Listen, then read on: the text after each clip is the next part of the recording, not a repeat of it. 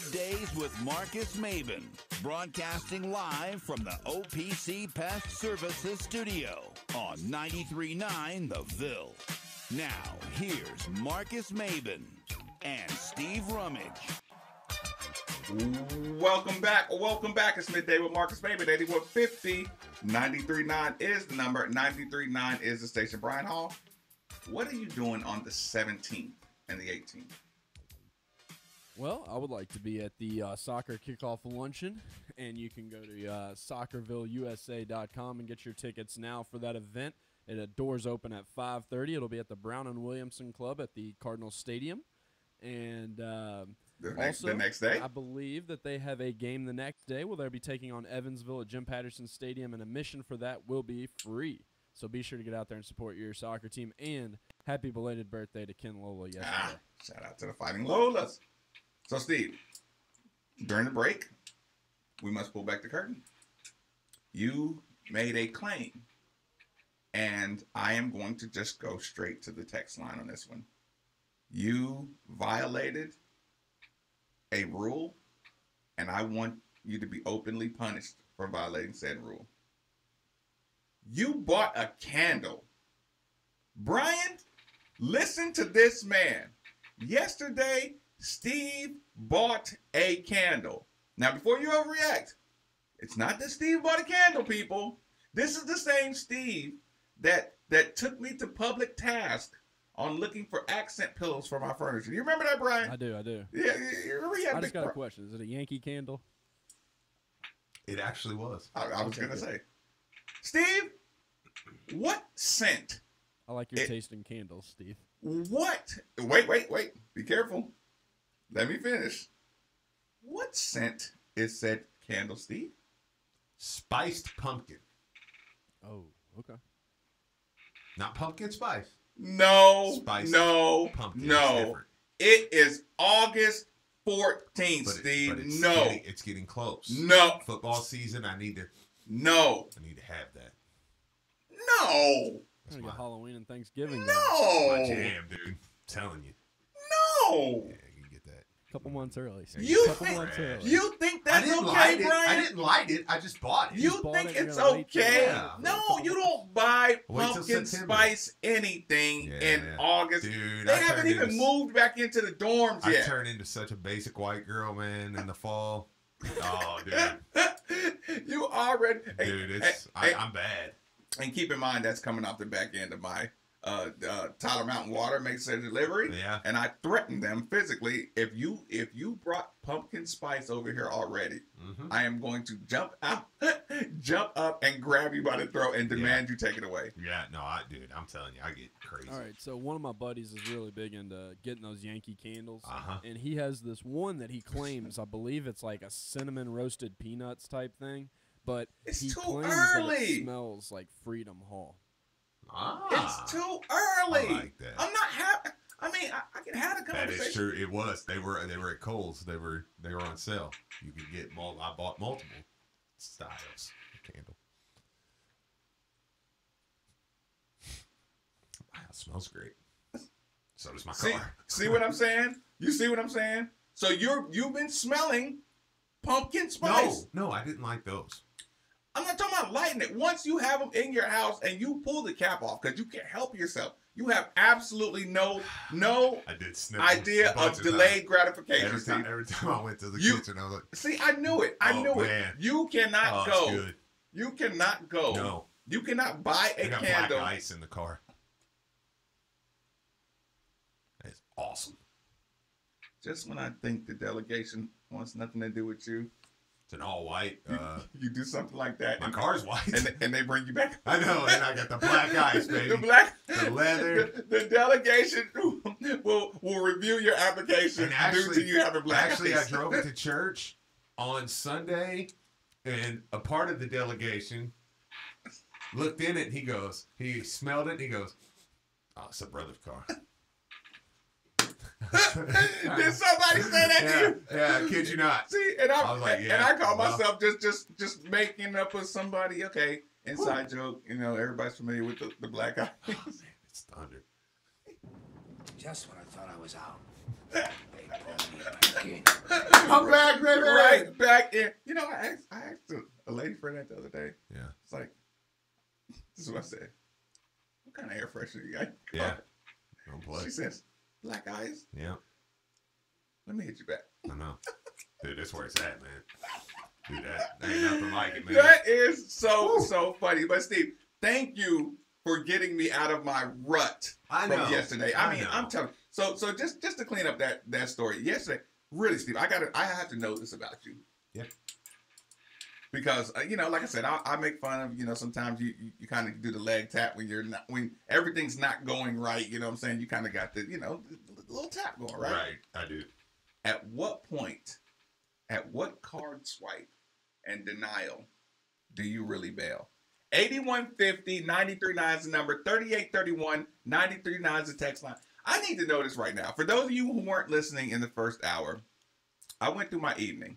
I got overcharged for my internet site, you know, whatever, you know, overcharged crazy, fraud department, cancellation, all this.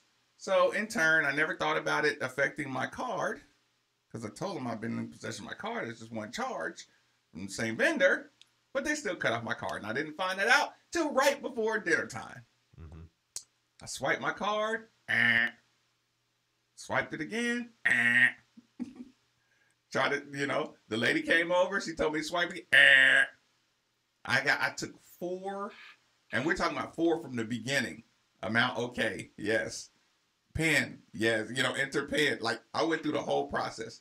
How many do you get, Steve, before you call it a day? And especially, let's say there was at least 7 people in my direct vicinity. 2, yeah, and I'm out. I'm like, yeah, it's not working. It's just not my day. Okay, does it change when you're with a teller versus on the self-checkout? No, I think it gets worse. If I'm with the teller and they swipe it once and it's like, oh, they declined. You don't leave after one. Something's wrong. You go to a new card. I haven't even got used to when the chip when you use the chip, when it's accepted, it makes that noise. Yeah. And I'm like, oh, crap. Right. You know, every time still. I've probably left groceries. So when you hear that, you think it. So I've probably left groceries that I paid for. So it's like, oh, God. Yeah. Let's go, babe. Let's go. So with the kids. So with the teller, you panic after one. Yeah, I don't like it. And without the teller, you would try twice. Yeah. I'm just like, what's the rule, Brian? We need a rule. We need a rule. How many key punch ups and swipes do you get before you have to bail on your card? Because I got 4 at the self checkout, and then I went to the ATM and they took my card. I've had that happen too, where my magnetic strip's not working, so they have you swipe it, and then it still doesn't work. Yeah. You mean wait? Your chip wasn't working, and then you used the swipe. Yeah. Okay.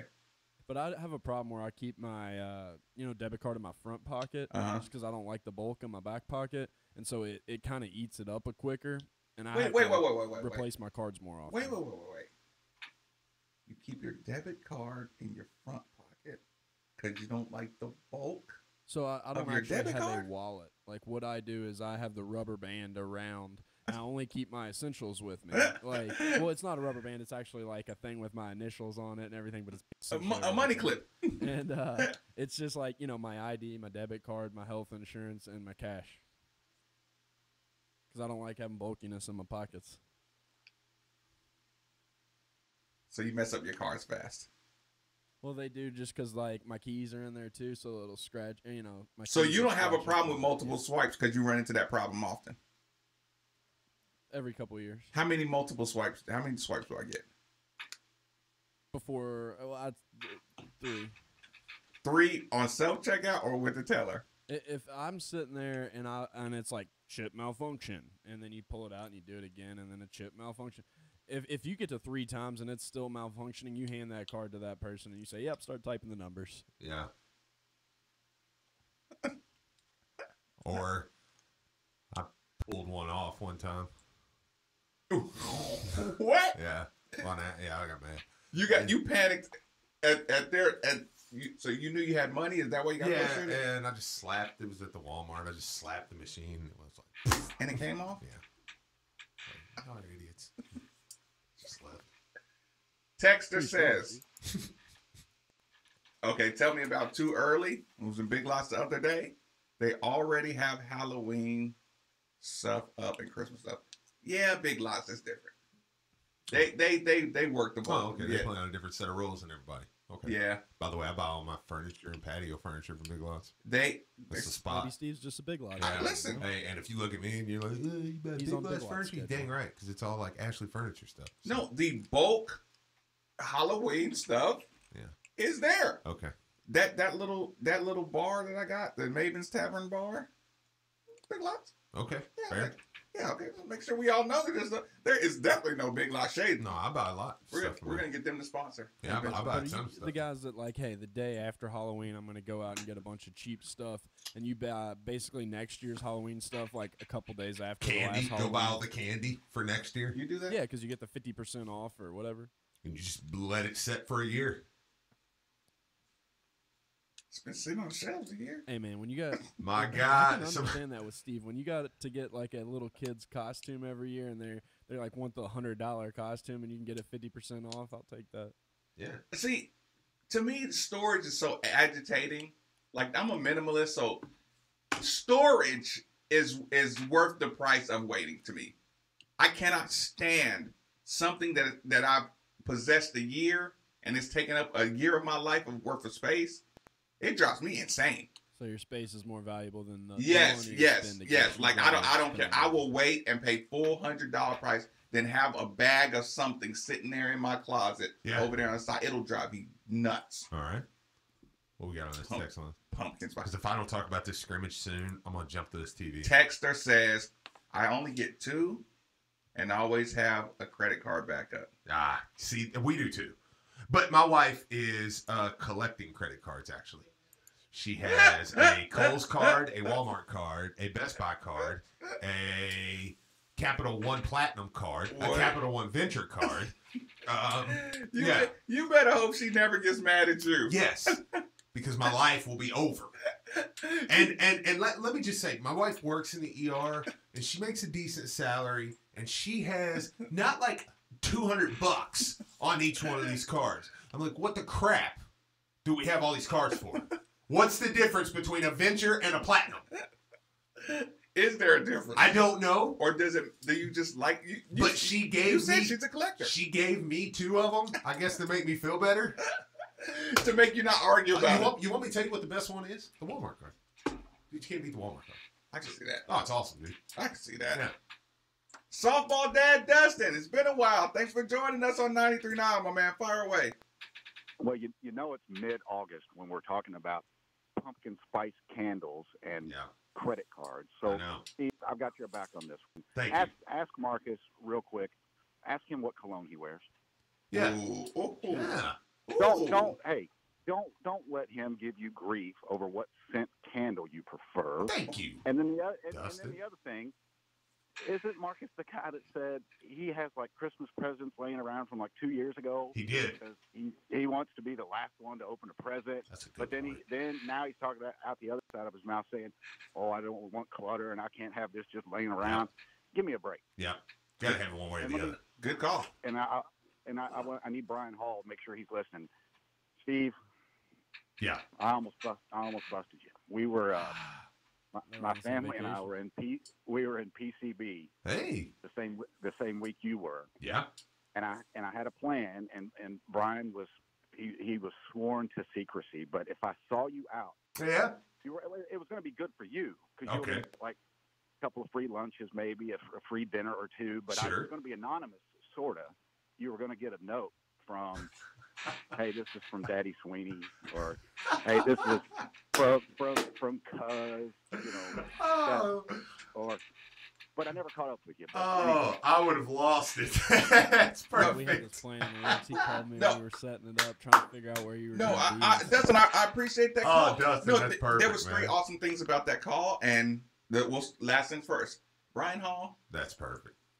Steve Rummage would be absolutely intolerable had he got a meal paid for randomly. Oh my gosh, his head wouldn't have been able to fit through. I don't know if it had been if somebody had sent it from Dabo Sweeney, I may not ate.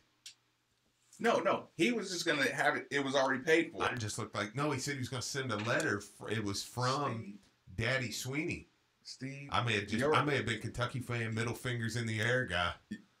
That was funny. I'm not eating. That was funny. I'm just off the whole restaurant. Your ego. Well, I do ring fingers because I'm middle finger. Your ego would not have been able to tolerate a random meal being purchased for you. 1, 2, Mr. Dustin. They are gifts. Gifts don't count from purchases. Gifts cost nothing.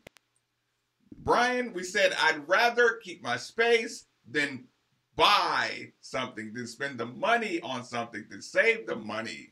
The gift is a different category from purchasing something to store away. What was the other thing? Never ask me what my cologne is. Period. I've smelled so many coffee grounds to get my cologne and to match my pheromones. You shall not and will not get a cheat sheet trying to smell like me. Don't ever ask me that. It's fair.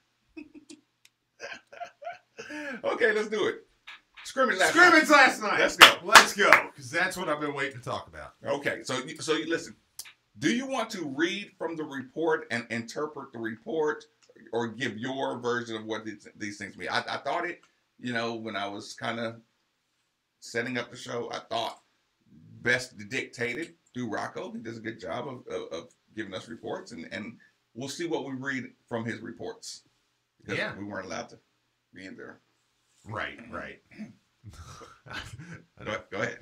Well, from Rocco's report, so the University of Louisville football team, after nearly 2 weeks of practice, conducted its first major scrimmage of the fall Monday night at Cardinal Stadium. Now, I'm not going to read word for word. Playing under the lights, the Cardinals ran approximately 125 plays. The ones played the ones, and the twos also. We are made for the Ville on the YouTube. That's the YouTube channel. People wanted me to send that back out. We are made for the Ville. Live streaming all shows, YouTube channel. Keep on. Sophomore quarterback Juwan Pass, the starter heading into September 1st opener against Alabama, was solid in his first major tune-up for the fall, running for a pair of scores, hitting tight end Mickey Crum with a short touchdown strike for his only touchdown pass. Okay. How do you feel about that? Okay. First, I say solid. I don't want to hear solid. I agree. I don't like the wording. I wanted to, listen. If a coach says I got a solid little player, I know. I need more. I need just lie to me. One touchdown pass in the first half. Against your number ones.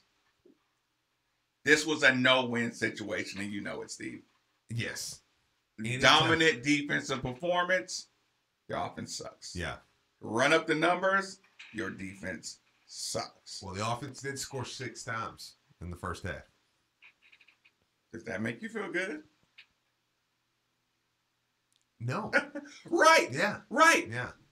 Ones against ones. But on the other hand, I say, but the offense sounds like they got it going. And we knew we were gonna need offense to be offense. We were gonna need defense to be representative, and offense to be offense. The Cardinals took the first drive of the scrimmage, went down the field scoring in 9 plays, capping the drive with a 5-yard run by Trey Smith. 9 plays.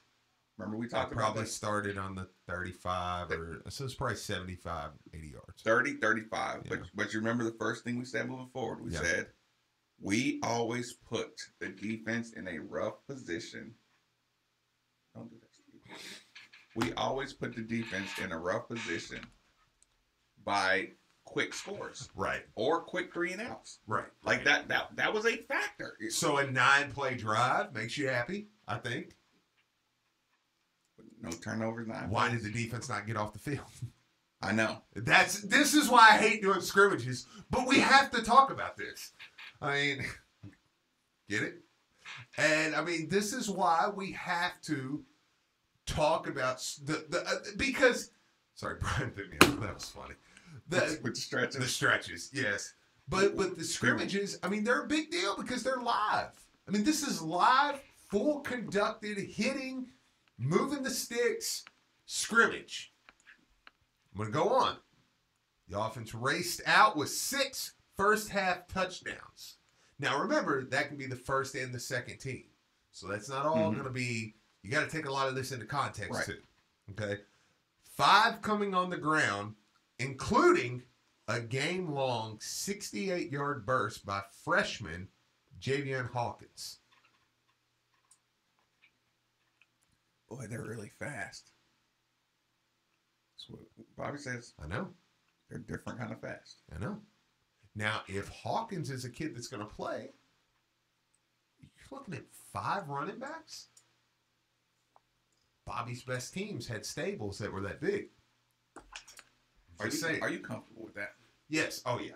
Oh yeah. The way Bobby plays, you're not going to get a feature back in Bobby's offense. You're just not going to. You didn't get it when Mike Bush was here.